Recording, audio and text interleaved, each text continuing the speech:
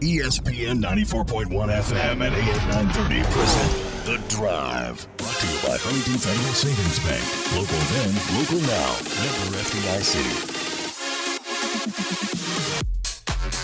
It is Wednesday, March 25th. Your drive begins now on ESPN 94.1 FM and AM 930. I'm your host, Paul Swann. You can join the program by calling the Miller Lite phone lines at 877-420-TALK. That is 877-420-8255. Miller Lite, hold true, great taste. Only 96 calories. It is the original light beer. Well, we're here today live for you until 6 o'clock, and we've got a lot to get into today. We've got a pretty strong list of names to tell you about as the Marshall University Athletics Hall of Fame Committee announcing the 2020 induction class for the Hall of Fame. Now, I kind of joked around with the folks at Marshall earlier today. I said, you could have made this a real gigantic event. Every day releasing one name, making us wait for every single day to get the entire list. But we've got the complete list. And in alphabetical order by last name, we start with Carla May, who is Marshall basketball from 1982 to 86. And, of course, from Marshall football, Albert McClellan. He was on the football program from 2005 to 2009. I got a great photo of me and Albert McClellan at practice. I'm holding the microphone up to him. I remember that day. It was on my birthday, actually. It was a day that – it was media day. It was on my birthday, and I was off that week, but I went down to practice anyway for the start of practice opening day, and I got a great photo that Dr. Charles G. Bailey over at Marshall University took of me and Albert McClellan. So I've got that framed. It's a beautiful photo. So he's the guy that I love to get back on the program, talk to him. Also, Bill No from swimming, Sam Odell from golf, 1997 to 2000. Definitely deserves to be in the Hall of Fame. And you've also got Dave Ramella from baseball from 1976 to 79. You've got Jaleisha Ross, if I'm saying that right, I apologize, from volleyball back in 2004 to 2008. Also, Steve Shulo from football from 1999 to 2002. And Trusty Tallman, football and baseball. Football 1916 to 19, and then baseball from 1925 to 28. Back in the day. And I did skip over one name on purpose because she's going to be on the program tomorrow with me. Just another excuse for me and Kelly Schmidt to continue our war. Marshall superstar from tennis, Kelly Schmidt, 2005 to 2009. Now, of course, you can go to herdzone.com, get the complete bio on everybody. I'm not going to read everybody's bio in detail. We will be here all day. But I will say this about Kelly Schmidt. She is Marshall's all-time leader in career combined wins, singles and doubles, with 236. Named Conference USA Player of the Year 3 times in 2007, 2008, and 2009. She earned Freshman of the Year in 2006.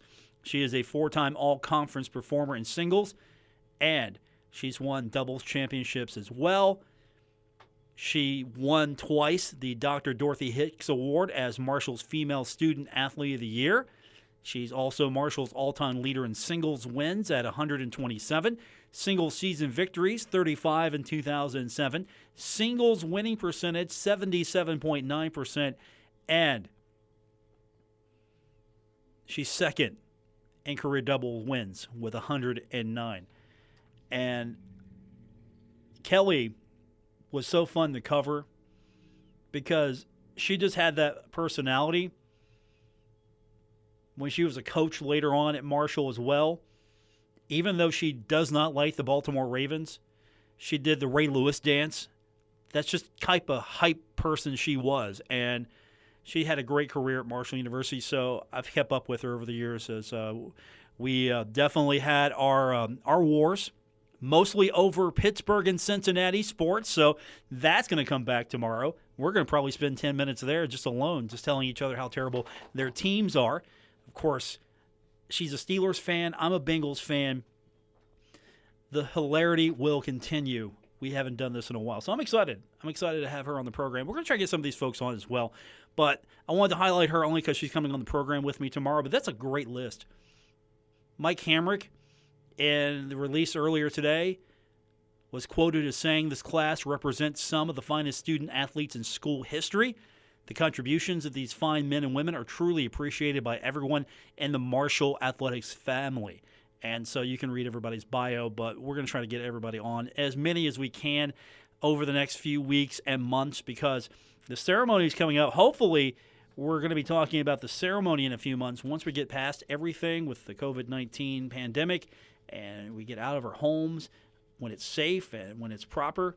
But if you put this group together, I think you do have some of the best student athletes that you could possibly talk about. I mean, Albert McClellan, we could talk about him for days, and we probably will. And Steve Shulo, we could talk about him for days. We could talk about Kelly Schmidt for days. Sam Odell from golf, we could talk about him as well. And the Hall of Fame dinner is still set for September 11th. That's a Friday at 6:30 p.m., so it's still set. Nothing's changed yet. Tickets are $35 and available through the Marshall University ticket office at herdzone.com or by calling 1-800-THE-HERD. Tickets purchased after September 2nd going to be $45. So get your tickets. If you want to go, you want to get involved with this, go to herdzone.com. Just save yourself the hassle and go do it online. That'd be the best way to do it, especially with everything. And, of course, we'll get some folks on from the Hall of Fame here in the weeks and months ahead to talk about this, but I wanted to highlight the list today, especially since there are a few people there that I have some fond memories of. Of course, Kelly being one of them, Albert McClellan being one of them as well. And you can go down the list. I'm sure somebody on this list is your favorite, not necessarily the more recent athletes. We're going to have to go way back. I'm going to have to go way back. I'm going to have to get noted Marshall historian and fountain of knowledge, Woody Woodrum, on this program to talk to me about Trusty Tallman from 1916 and 19 and 1925 to 28. So I've now got an excuse to bring Woody back on the program. We'll talk about Trusty Tallman. Of course, he's involved with the Hall of Fame committee as well. So this is going to be a fun few weeks, at least talking about some of these athletes. I'm looking forward to it, and especially my conversation with Kelly coming up tomorrow. Now, let's talk about what happened in sport today. Guess what? Like on cue, Oscar Robertson Trophy going to, you guessed it, Obi Toppin. And this is, of course, from the U.S. Basketball Writers Association, which I'm a member of. And the Coach of the Year award goes to Anthony Grant. So, again, Dayton, with their fantastic season, with their outstanding year, bringing in some hardware, bringing in some notoriety, and then on cue, it feels like Obi Toppin just waiting for the right moment. With everything going on and with the uncertainty and everything, he declares himself eligible for the 2020 NBA draft. He made a video post on Twitter about it, and so he announces he's going to the NBA. That might be a good move for him. We don't know when we're going to get college basketball and college football back again. And strike while the iron is hot, right? That's probably going to be the best thing for him, to strike now. He's top of mind. I don't know where he would be projected, but it's got to be pretty high. And, of course, he's winning all the awards. I just hate that we didn't get to see what Dayton would have done in the NCAA tournament. That's the only thing that's really sad about him, is I would have loved to have seen him go through the tournament with the way Dayton was playing and how much potential they had there. They were one of the best teams in the country, and they would have made a run. Maybe they could have won it all. I don't know, but it would have been fun to see. So that's the only bad thing about everything. I mean, I'll get to see him in the NBA, and I'm looking forward to that. He ain't going to the Lakers. But he'll go somewhere. And it'll be fun to watch him. I'm looking forward to that. All right. When we come back from break, we'll talk a little Cincinnati Bengals with you. The Bengals have been busy today. Yes, the Bengals are continuing to work free agency. Can you believe this? The Bengals are working free agency. I don't know what to say. I'm not used to this. This is sort of new to me. It's fun.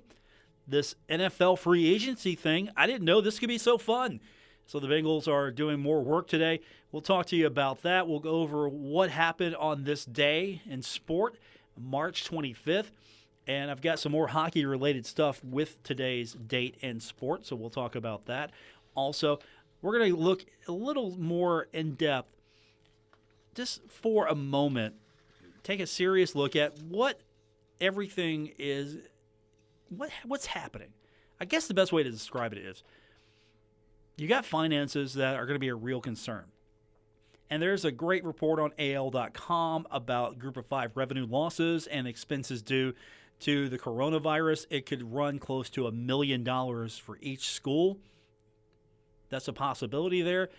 And, of course, athletic directors, coaches are looking into the possibility of the football season, what cancellations and what impact that would have. A great story by Dennis Dodd. So we'll talk a little bit about that. And we will wrap it up today on the show. We will wrap it up with what will probably become a every Wednesday thing.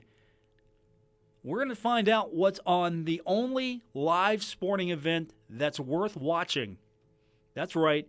What's going to happen tonight on All Elite Wrestling? That's right. AEW Dynamite tonight live. And let me tell you, it was way better without a crowd than the WWE offering. At least there actually were people in the arena or where they were performing. They actually had some of the wrestlers and performers in the crowd, one practicing social distancing, obviously, but there was still some energy in the ring compared to what I saw at the WWE. So if you're looking for live sports, guess what? There's some tonight. AEW. We'll talk about what's happening tonight on the card when we continue with today's edition of The Drive on ESPN 94.1 FM and AM 930. Never miss a moment of The Drive with Paul Swann. Subscribe on Apple Podcasts, Spotify, or wherever you get your podcasts. Welcome back to the Wednesday, March 25th edition. The Drive continues on ESPN 94.1 FM and AM 930. So the Cincinnati Bengals are at it again. This time they have made, I think, another splash in the free agent market. Now, I'm not used to these free agent moves. I'm not used to the Bengals actually going out and trying to improve their team in free agency, but it seems like they've done it again today because they have picked up former Saints safety Von Bell.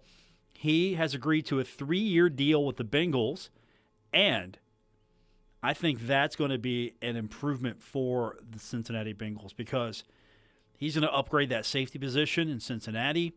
And there's some talk that Sean Williams, he could be playing more linebacker this year. So if you're playing Sean Williams at linebacker and you've got a little bit of an upgrade back there, and you've got a former Ohio State Buckeye, that's got to play well with the home crowd. That's got to play well. He is an immediate impact for the Cincinnati Bengals. Started 13 games for the Saints in 2019. He's pretty much been a starter since the Saints drafted him in 2016, second-round draft pick. He tied a career high with 89 tackles this past season, recorded his first interception. His five pass deflections, also a career best for him. And I think that's a good move because you're not getting rid of Sean Williams. You're just probably going to move him.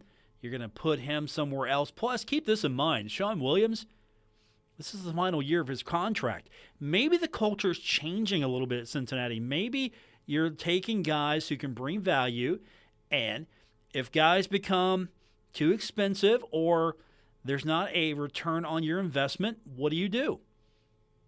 You know, the Patriots have been doing it for years, and nobody seems to have a problem there. You keep a guy until right before he starts to level off and drop, and then you go upgrade the position. I mean, it's real simple. That's all you do. And if a guy can play a long time, yeah, he's going to play. And if he can't, or if you're getting to the point where, okay, we can go out and get someone else and spend less money at the same time, get same or better production, and then we can use that money to go get somebody else. Or In the Bengals case, they're actually spending some money because they haven't really been doing that, to be fair. So the secondary is getting fixed. That's what this says to me. The Bengals are serious about the secondary. They were 29th in total defense, and in pass defense, they were not good.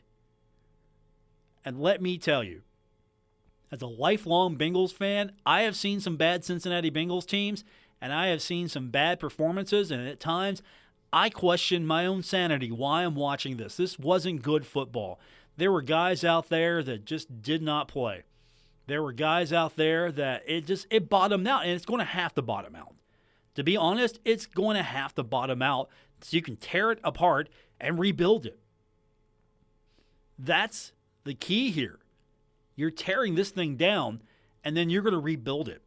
And hopefully you're rebuilding it where you can sustain it and you don't have to tear it down, and you can play quality football, competitive football, and then instead of just this thing flattening out and going completely to the bottom and then you try to rebuild it again, you make smart moves and you got a consistent, good football team that has a shot to make the playoffs. And not just make the playoffs, get into the playoffs on a consistent basis, win in the playoffs, make a run.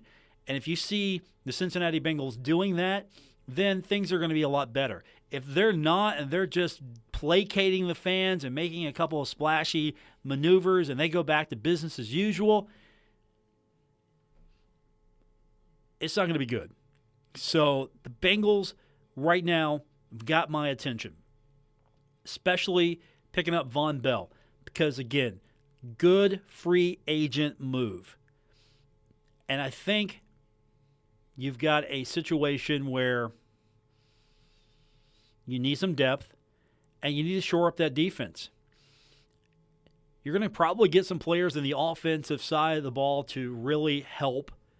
I think Joe Burrow, I think you're going to find a way to make the offensive side of the ball just as good. But if you're going to maybe focus on the offense in the draft, you're definitely with the number one pick and taking a quarterback, go out in free agency and shore up that defense. So that's what I'm excited about. I really am excited about the way that the Cincinnati Bengals have been operating in free agency. I hope they continue it. It excites me. And, of course, coming up this fall or whenever we get back to football, we'll have all the Bengals action right here on ESPN 94.1 FM and AM 930 with, of course, hopefully a resurgent Cincinnati Bengals football team. And, of course, that's not all. That's not all that's happening for the Cincinnati Bengals. So you get Von Bell, you get him, and you get cornerback LaShawn Sims. Don't forget that. Von Bell was just such a big splash that I really didn't even touch on that cornerback LaShawn Sims picked up. So what are you doing? You're trying to make sure that you can go out there and have some depth. I mean, I think he'll be a good addition. I mean, you are really looking at trying to strengthen up that cornerback position. You're trying to strengthen up what the Cincinnati Bengals defense looks like in 2020. You're really trying to revamp all of that. So I like what they're doing, free agency. I've been pretty impressed so far. Again, can't wait for football to come back. I'm going to be watching the NFL draft because when we get to the draft, it's going to be probably one of the most watched drafts ever. Because at that point, we're going to be so starved for something that's live and current and real, not a classic sporting event on tape. We're not going to have that. No, we're going to instead have actual football, the draft, in some form or another will be probably very cathartic for a lot of us once we get to that part. And, of course, we'll have that draft. I believe ESPN will be carrying it, and we'll have it for you right here on ESPN 94.1 FM and AM 930. Okay, when we come back from break, we're going to talk a little bit about the business of sport. How detrimental is all of this going to be with the coronavirus? How detrimental is it going to be to Group of 5 schools? What's the outcome for schools that don't have those television contracts, don't have that war chest, don't have that big budget, big savings?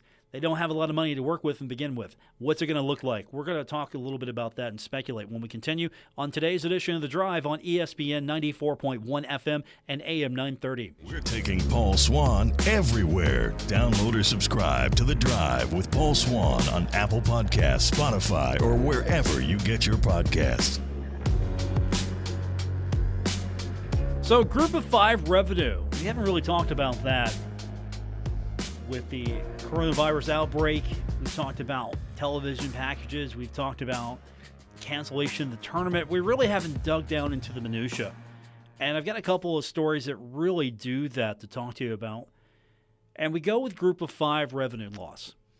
And now this is a story out of AL.com. Great place to follow college athletics at times.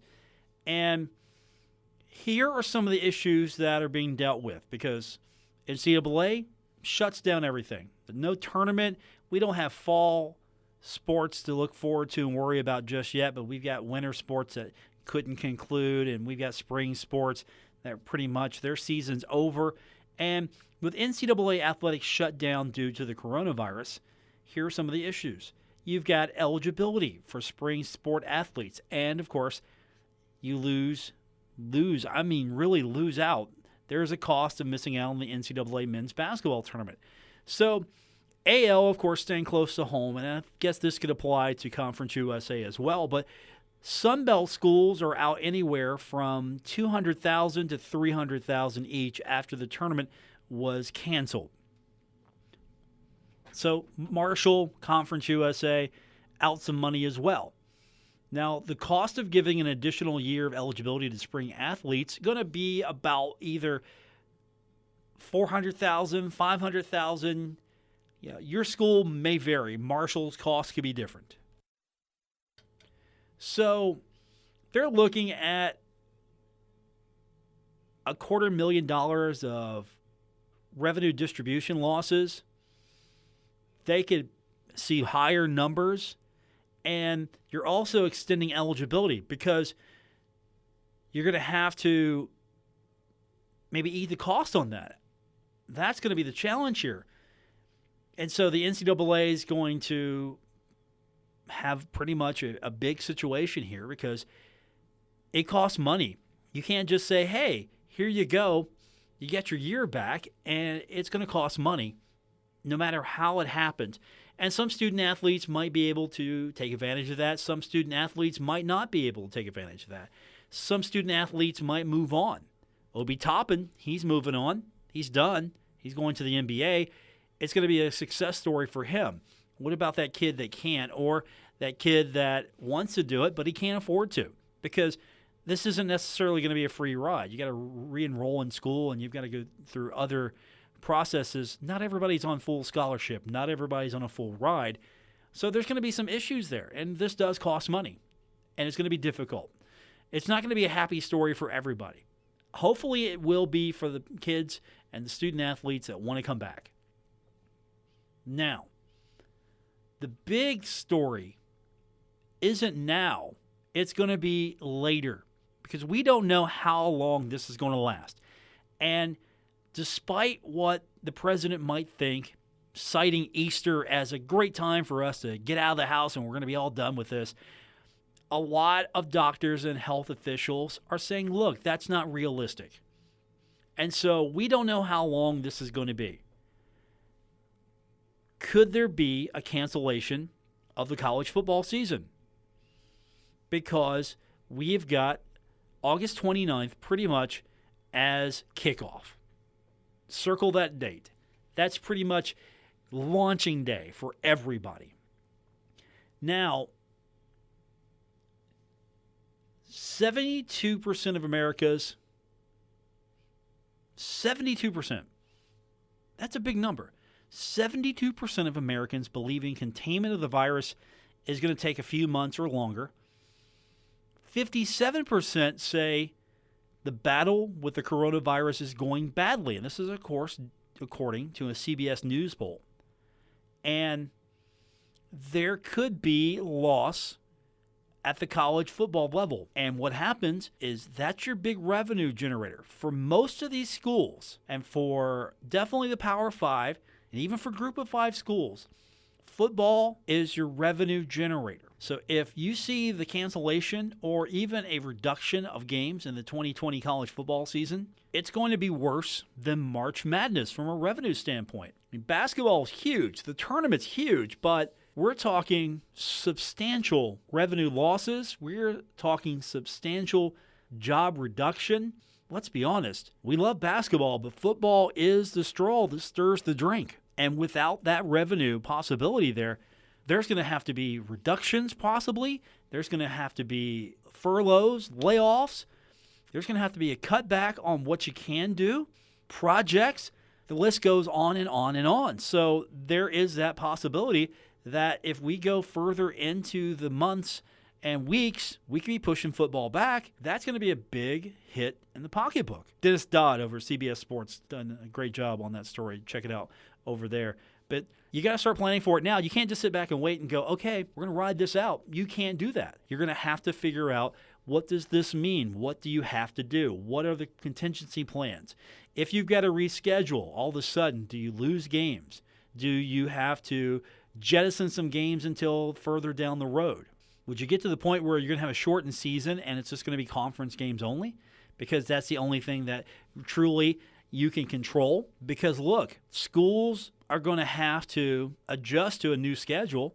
And does that mean then you jettison non-conference games and you just take conference games to try to get a shortened season in? Or do you try to reschedule everything? That's the unknown right now. And that's what you got to plan for. And so it's not yet. It's not yet. But it could be. And that means definitely an impact. Not just with school revenue as well. All the cottage industries that have built up around college football and all the secondary industries and the tertiary industries, everything. What does game day mean in Huntington? What does game day mean? Well, game day in Huntington means a lot of revenue. You've got people coming in. Game day in any town, college athletics, means a lot of revenue. Depending on the size of the school and the fan base, it's a lot of revenue or it's a little revenue, but still it's revenue. You've got people who come in, people who stay in hotel rooms. You have people who are coming out of town for the first time.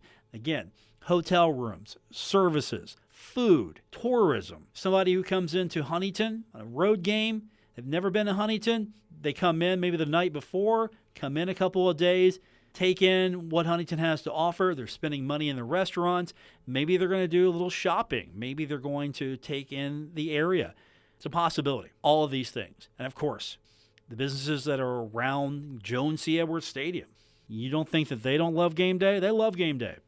They love the packed houses. They love the crowds coming in, getting a meal before the game, coming in after the game, getting a meal, a bite to eat, a drink, 2 drinks, staying the night in a hotel room. Everybody, Uber, Lyft, list goes on and on. Everybody gets a piece of this. And so that's going to be a major impact once we get down to that point where we're sheltered in place. And we have to truly shelter in place now. We have to stay put, social distancing, do what is being recommended, or this is going to last longer. So if you're going out and you're doing things unnecessarily, and use common sense, I can't tell you what you need to do when you're out, but if you're not using common sense and we're all just taking this as a big old vacation, some of us are thinking, okay, I'm going to work from home. You know, I've got a lot of free time here. I'm just going to be binging Netflix all the time. I mean, think about it. If you're working from home, you're one of the lucky ones. There are a lot of people who are just home right now. So the quicker that we can get over the hump, the sooner we can get back to going about our daily lives, hopefully with more common sense about us this time. So that's the challenge right now. And again, Dennis Dodd over at CBS Sports, good story there. Also, I definitely recommend you going to al.com. Always good stuff there. So for those of you who are stuck in the house and you are social distancing correctly, I've got this week's AEW wrestling card, and of course look also at the day in sports when we continue with today's edition of The Drive on ESPN 94.1 FM and AM 930. The Drive with Paul Swann. Marshall Athletic Director Mike Hamrick. He knows. Paul's the best. On ESPN 94.1 FM and AM 930. Welcome back to this Wednesday, March 25th edition, The Drive on ESPN 94.1 FM and AM 930. So what happened on this day in sports, I can tell you right now, and a lot of it's going to make me happy because it's hockey related. Can you believe that? We got a lot of hockey stuff that happened on this day in sport. Believe it or not, some of it has to do with my guy, Wayne Gretzky, because on this date, 1982, Wayne Gretzky becomes the first NHL player to score 200 points in a season. That's right, 200 points. He'd do it 3 other times in his career. No other player has ever reached 200 points. See, he's the greatest of all time because he busted records all over the place. Not just one record, not just 2 records, records all over the place. Most goals. You might catch him in goals, but you might not catch him in assists. You might catch him in assists. You might not catch him in goals. You can't put both together. He did it both. Greatest of all time. 1997, sad day for me and several here in the Kindred Communications building as the Hartford Whalers announce they will move from Connecticut following the 1996-97 season. The team relocated to Raleigh, North Carolina, becoming the Carolina Hurricanes. And, of course, sad day for some of us here. A happy day for Sports Information Director at Marshall University, Jason Courier, as he is a big Carolina Hurricanes fan. I bet you didn't know that. Now you do. 2011, number 1 Ohio State losing to Kentucky in the NCAA Tournament Sweet 16. Kentucky's Brandon Knight hits a late game-winning jumper. 5 seconds to go. Number 1 Ohio State losing in 2011, and that's what happened on this day in sports. Now, what's happening tonight on AEW? All Elite Wrestling Dynamite on, of course, TNT. It's going to be big tonight. Now, if you watched it last week, and if you didn't, first of all the wrestling promotions that are dealing with the COVID-19 distancing, WWE, they're wrestling from the Performance Center, no energy there. I'm in here in an empty studio, no energy sometimes. I got to generate my energy. I got to basically try to find a way to make that happen. They didn't do it. It was just, it felt like practice. Then I watched AEW, and man, it felt like a wrestling show. It did not feel like it was just in some empty arena. It felt like a show. And if you watched it last week, you find out that former WWE star Brody Lee is revealed to be the Exalted One from the Dark Order. Also, last week, we had the debut of former WWE star Matt Hardy. And now he's going to be on the show to confront former AEW champion Chris Jericho face-to-face tonight. What that means, I don't know. They should stay 6 feet away from each other unless they're wrestling. Face-to-face is not good social distancing. And you might be thinking, okay, 2 old guys going at it tonight, Paul. Really, Chris Jericho, wasn't he in concert a couple years ago? Did he play Planet Fest? Yes, he did play Planet Fest. And now he was the former champion of AEW, and he's facing off against Matt Hardy, who has this bizarre gimmick where he just chops the air and yells delete. It's crazy. But I'm watching it tonight.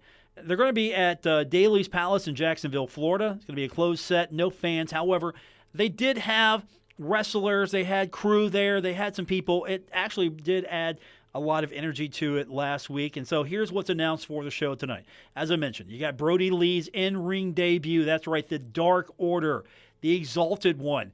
And, of course, they're feuding with SCU. Matt Hardy, Chris Jericho, hopefully practicing safe distancing face-to-face tonight. Then you've got Wardlow against Luchasaurus, and that's going to be a lumberjack match.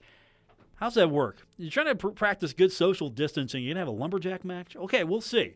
Then you got Chuck Taylor and Trent, best friends against Pentagon Jr. and Phoenix in a parking lot street fight. That's right, parking lot street fight.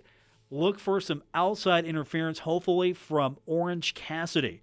And then you got Cody Rhodes and that stupid neck tattoo. Yes, I'm going to say it right now. Cody Rhodes, that's a stupid neck tattoo. He's going to take on Jimmy Havoc tonight. And then the main event, it's got to be the main event, Kenny Omega. He will defend the AAA Mega Championship against the Spanish God, Sammy Guevara. And, of course, look for the Elite to probably have to jump in because with Kenny Omega being a member of the Elite and you got Sammy Guevara, and he's a member of the Inner Circle. That means Chris Jericho and his crew will run in and interfere, and so the Elite will probably have to run in and interfere, and then maybe somebody else will show up tonight. I don't know, but it's all happening tonight on TNT. I should get some residuals for this because that's probably the best promo they've got on radio all day for this. And then we'll recap it. We'll recap it tomorrow. That'll be our segment tomorrow at the end of the show. We'll recap what happened. And hopefully we'll have some surprises because, again, this stuff is way better than the WWE right now. I mean, WrestleMania, that's going to be a tape show. That's not WrestleMania. What are you doing, WWE? Just cancel WrestleMania. Just cancel it. You can't stage WrestleMania and have it be a studio show. You can't do that. That's not WrestleMania. It's not. It's Raw. It's SmackDown. It's not even WCW Saturday Night from back in the day. It's not that.